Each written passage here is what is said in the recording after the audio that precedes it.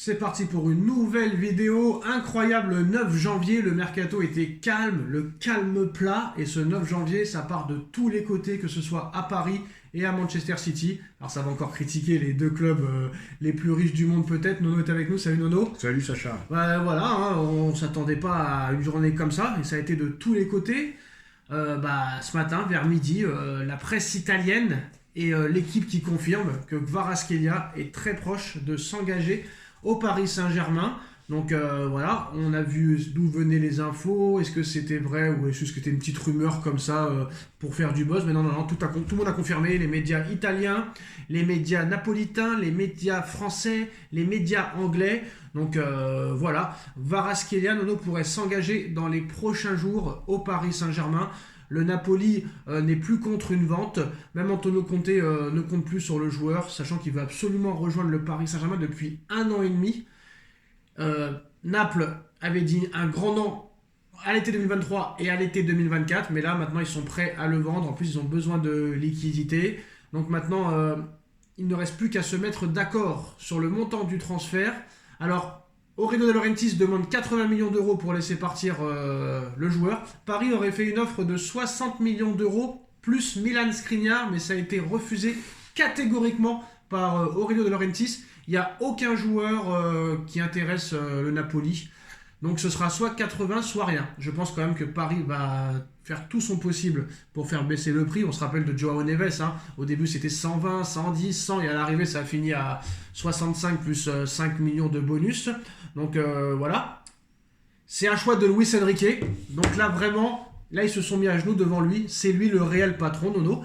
Donc voilà, Kvaratskhelia au Paris Saint-Germain dans les prochains jours pour 80 millions d'euros, Nono.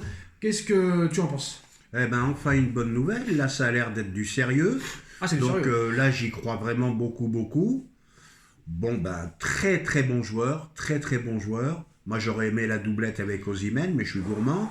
Donc on va se contenter de, excusez-moi pour la prononciation, Kratishvala. Kvaratskhelia, tu dis Kvaratskhelia, Vara. On va se contenter de Vara. Par contre, un petit souci quand même. Vara qui arrive, Barcola, il va cirer le banc. Je vous l'annonce. Barcola et Désiré Doué. Et Désiré Doué. Alors là, Nono... Donc là, deux problèmes en perspective. le problème, c'est que Barcola, c'est un choix de Luis Enrique, 50 bâtons. Et là, Kvaratskhelia, 80 millions. Bon, on sait que c'est un fou. Il a mis Colomboigny et Ramos sur le banc, 180 millions d'euros à eux deux. Ugarte, 60 millions d'euros, mais c'était pas des choix de Enrique. C'était des choix de Luis Campos. Là, c'est le choix de Enrique. Ce serait vraiment du foutage de gueule si Paris recrute Kvaratskhelia, qui est le choix de Enrique, pour le mettre sur le banc, là. Là, ça veut dire que c'est un malade mental s'il le met sur le banc. Là, ça serait invraisemblable. Voilà. Bon, mais pour en revenir à... Rapproche-toi. J'y arrive pas, toujours. Rava. Vara, dis Vara, c'est bon. Voilà, donc très très bon technicien, un battant, c'est un mec qui court beaucoup en plus, tout ce qu'aime Enrique, très belle patte gauche. Oui, c'est excellent, hein. Moi ça me plaît beaucoup comme renfort. Et qui plus est, encore jeune, 23 ans. Hein. 24 ans. 24 Alors ans, le PSG tente de signer Kvaratskhelia, des intermédiaires influents essayent de trouver une solution pour voir le dossier avancer concrètement. Voilà, Naples veut le vendre, il y a de fortes chances que le dossier soit officialisé dans les prochaines semaines au plus tard, mais apparemment Enrique le veut absolument tout de suite et aimerait même le faire jouer contre Manchester City. Ça paraît quand même assez compliqué, mais bon, c'est possible vu que là il joue avec Naples, donc voilà, il n'y aura pas de préparation à faire. Voilà, c'est tout, et ça passe ou ça casse, hein. Ça peut commencer comme Julian Draxler. Au début, on se rappelle, il est arrivé en plein milieu de Wolfsburg, il a marqué but sur but contre le Barça, etc. Donc voilà, en plus, ce qui est bien, Nono, c'est qu'il y a d'autres clubs qui sont dessus, mais lui ne veut entendre parler que du Paris Saint-Germain. Donc là, c'est un choix de Enrique, et en plus de ça, le joueur veut venir absolument. Et là, ça, c'est bien. Ah bah ça fait plaisir pour une fois, de temps en temps. Un joueur qui a vraiment envie de venir à Paris. Donc, comme tu as dit, très très bon choix. Bon, ils vont peut-être négocier un petit peu le prix. C'est normal. Ça peut se faire en janvier. Très bel apport. Voilà, très bel apport offensif. Bon, Enrique de gérer. Hein. Maintenant, on a toujours le problème de l'avant-centre. Maintenant, est-ce que... il n'en veut pas, ça sert à rien d'en parler. 80 millions d'euros, est-ce que c'est trop cher ou est-ce qu'il faut faire baisser le prix à tout prix ? Non, ça les vaut. Il n'y a pas vraiment de match référence en Ligue des Champions, mais il y a eu un très bel Euro. Il a gagné le Scudetto avec Napoli. Moi, je pense quand même qu'il faut faire baisser le prix. Je pense que 65 millions, c'est bien. Voilà, c'est mon avis. Oui, 70, pas plus. quand tu vois les joueurs qui ont acheté le PSG encore plus cher que ça et qui jouent pas, donc tu te dis vas-y, mets 80 et finalise l'affaire, quoi. Donc voilà, Paris a fait une première offre. Quand même, Scud de Skriniar, même gratuit, ils en veulent pas. Donc ça va être compliqué de s'en Moi, débarrasser. je pensais que Skriniar rentrerait dans les plans de Conte, tu vois. Joueur quand même en bloc bas, très défensif. Je pense qu'il s'en serait mieux sorti qu'à Paris. Conte n'en veut pas non plus. C'est le salaire le problème. Le salaire, le problème. Le salaire, problème. Et puis en plus, récurrent avec ses blessures. Voilà, il n'est jamais revenu. Hein. Donc voilà, le PSG est favori pour signer Kvaratskhelia et le PSG a intensifié ses efforts pour signer le joueur le plus rapidement possible. Donc voilà, il y a une grande ouverture. Donc Naples demande 80 millions d'euros. Moi je pense que ça se fera à 70 plus quelques millions d'euros de bonus. Mais voilà, en tout cas, Kvaratskhelia il veut rejoindre le PSG. Paris a proposé une somme importante. Maintenant on verra comment ça va se dérouler dans les prochains jours. Mais il y a quand même, je pense que là on est assez confiant pour ce dossier, Nono. Ah oui, là j'ai très confiance. Là. Sur ce dossier, je suis vraiment très très confiant.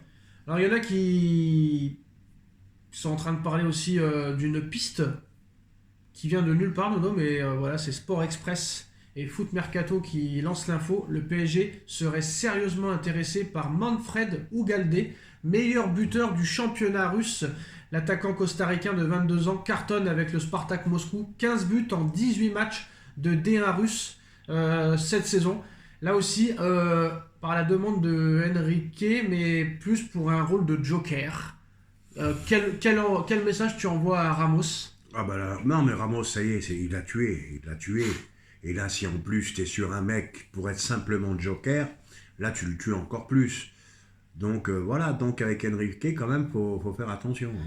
Alors Tottenham espère conclure un accord pour Kolo Muani d'ici la fin de semaine, mais voilà, la concurrence, hein, Juve et Manchester United. Le PSG veut soit une vente sec, soit un prêt avec option d'achat obligatoire. Les Spurs, eux, veulent seulement une option d'achat, donc c'est pas bon. Donc les discussions avec le joueur progressent, avec un temps de jeu aussi garanti. Donc voilà pour Kolo Muani, mais Paris veut 50 millions d'euros. Et Manchester propose un échange Garnacho-Kolo Muani. Garnacho aussi qui a été demandé en numéro 2 si jamais Kvaratskhelia venait pas. Donc c'est aussi un choix de Enrique qui voudrait aussi concurrencer à droite Dembélé. Donc ça veut dire que là Dembélé, Barcola, Doué sont en danger parce que Kvaratskhelia c'est pour jouer à gauche et Garnacho à droite. Donc ça veut dire que les deux là maintenant ils se sont reposés sur leur laurier. On a vu qu'ils n'étaient pas au niveau, même Enrique l'a vu. Garnacho au Paris Saint-Germain ou un échange avec Kolo Muani, ça les vaut ou pas 22 ans ça serait pas mal. Ça serait pas mal. Un très très bon joueur argentin, très grosse promesse, donc il est en difficulté à United, mais c'est toujours pareil. À quel prix Pour l'instant, il propose un échange. Donc ça veut dire qu'il l'évalue au prix que demande Paris pour Kolo Muani, c'est-à-dire 60 millions. Donc eux, ils l'évaluent à 60 millions. Est-ce qu'un échange Garnacho-Kolo Muani sans oseille, ce serait une bonne chose ? Moi je pense, je tenterai le coup. Maintenant, les échanges, c'est très compliqué. De toute façon, je vais te dire, ça peut pas être plus mal. Kolo Muani ne joue plus. Alors, et Nono aussi, l'information qui est passée un petit peu à côté, mais pourtant c'est un très très gros transfert, c'est Omar Marmouche de Francfort qui va signer à Manchester City pour 80 millions d'euros. City n'a même pas demandé à discuter, ils ont demandé à Francfort combien ils voulaient, 80 millions, ils leur ont donné. Donc voilà, City est tout proche d'un accord avec l'Eintracht Francfort pour Omar Marmouche. Donc City est prêt à aligner le montant du transfert qui est de 80 millions d'euros. Bah oui, c'est le joueur de Francfort, qui est très très très fort, qui est déjà à plus de 15 buts cet été. Lui avec Mohamed Salah, c'est les deux stars égyptiennes. Oui, il veut rejoindre Manchester City cet hiver, il ne veut pas attendre la fin de saison. Et Francfort, qui va faire encore une vente exceptionnelle pour un joueur qui a été acheté très peu cher. Mais ça remet encore en cause, je suis désolé Nono, tu vas me contredire, mais ça remet encore en cause les Guardiola, parce qu'avec l'effectif qu'il a, le mec a besoin de balancer encore 80 millions d'euros pour essayer de faire quelque chose. Et comme par hasard, en plus de ça, PSG City, donc Kvaratskhelia contre Marmouche, peut-être le 22 janvier, Nono. Ouais, peut-être. Ouais. Est-ce que ça aurait été mieux d'aller sur Marmouche ou Kvaratskhelia ? Non, Kvaratskhelia, je préfère. Voilà, parce qu'on sait que l'Allemagne, tout le monde réussit là-bas, et dès que ça quitte l'Allemagne, souvent les joueurs sont en échec, que ce soit en Serie A, en Première Ligue, en Ligue 1, etc. Mais le problème, ça change aussi un petit peu pas mal de petites choses. Bon, je t'ai dit le cas Barcola, qui deviendra remplaçant obligatoirement. Et ça Surtout me avec les pose... matchs qu'il a fait. Et je me pose une question quand même. En prenant Vara, ils vont pas le prendre pour une saison, hein, ça va être 3 ou 4 ans. 4 ans et demi. 4 ans et demi, Ils je crois ils que... peuvent pas le signer 5 ans et demi, c'est pas possible à cause Et je crois que ça là, faut oublier. des règles de la LFP. Ah mais non, mais ils vont vouloir ça là aussi, c'est gratuit. Sur le même poste. Ouais, mais c'est pas grave, il peut jouer à droite, c'est pas un problème. Hein. Bon, on verra C'est pas bien. un problème. Après, de toute façon, maintenant, voilà, c'est la nouvelle politique du Paris Saint-Germain, c'est de miser sur des joueurs qui ne dépassent pas les 24 ans. Kvaratskhelia à 24 ans, le Russe à 22 ans, Garnacho à 22 ans. Bah, ce sera la nouvelle politique et voilà. Mais moi, ce que je suis surpris quand même, c'est qu'ils aient donné les pleins pouvoirs à Enrique. Et là, ça rigole pas, c'est vraiment lui le patron, Dodo. C'est vraiment c'est lui le le boss. patron. Aucun entraîneur n'a eu autant de pouvoir que Enrique au PSG. Oui, mais aucun entraîneur n'avait le caractère d'Enrique. Oui, C'est ça aussi. C'est juste. Il faut leur rentrer dedans. Donc voilà, Francfort, 35 matchs, 64 buts, mais bon, voilà, c'est... Colomboigny a fait pareil. Et Colomboigny, ça a été un échec. Attention, Donc, le on va championnat d'Allemagne, c'est un championnat C'est qui est pour ça. très très ouvert. Là, tu rencontres pas des blocs bas comme en Ligue 1, tout ça, donc c'est plus compliqué. Hein. Après, l'Angleterre, c'est ouvert aussi. Ça se trouve, Colomboigny, il aurait réussi en Angleterre. Voilà, il leur faut des championnats ouverts à ces gars-là, parce qu'ils misent que sur leur biceps. D'ailleurs, petite pique à Neymar et à Benzema qui ont dit que la Ligue 1 était catastrophique. Neymar a confirmé les propos de Ronaldo. On en parle du but de Benzema qui dribble toute la défense au ralenti. Oui, Ça a été, j'arrête, faut c'est arrêter. des clowns. Parce que même Benzema, il s'y est mis aussi. Non, c'est Neymar qui a Ah. critiqué aussi la Ligue 1. Oui. Mais on a vu le but de Benzema aujourd'hui en championnat saoudien. Ah où oui, il oui. dribble toute la défense. Oui. Et les défenseurs, ils savent même pas défendre, quoi. Bon, ben Neymar, qu'est-ce que tu veux que je te dise? Bon, ben il fait un peu de publicité pour la Ligue saoudienne. Voilà, c'est tout. Il prend, attends, t'as vu ce qu'il prend comme Là, oseille? tiens, on va en parler, Nono, ils ont parlé là. Il a pris 101 millions d'euros en 2024 en jouant seulement 42 minutes. Magnifique, quel beau métier. Entraîneur, joueur professionnel, quel beau métier. Et tu rajoutes les partenariats, les publicités, les sponsorings, l'ambassadeur de l'Arabie Saoudite, donc le mec là, c'est... Moi, ça me choque, hein, je te dis la vérité. Moi, ça me choque. Hein. Ouais. Et Bon, CR7, enfin, c'est comme ça. et CR7 qui achète un jet privé à 70 millions d'euros. Bon, après c'est une question philosophique. Est-ce que des joueurs de football méritent autant d'argent par rapport à un chirurgien, je vais me dire un pompier? Regarde ce qui se passe à Los Angeles en ce moment. Toutes les villas ont brûlé. La villa de Bruel, Kawhi Leonard qui a été obligé de vite partir récupérer sa femme et ses enfants, la maison elle brûlait aussi. Donc voilà quoi. Bah, l'année commence bien. L'année commence bien. Et continuer à dire bonne année. Los Angeles en feu. Et continuer à fêter des trucs. De toute façon, il se passe toujours des trucs en début janvier. Tous les ans, c'est la même chose. Quand c'est pas attentat, c'est des feux. Quand c'est pas des... Bon, bref, on sort du football. Donc voilà.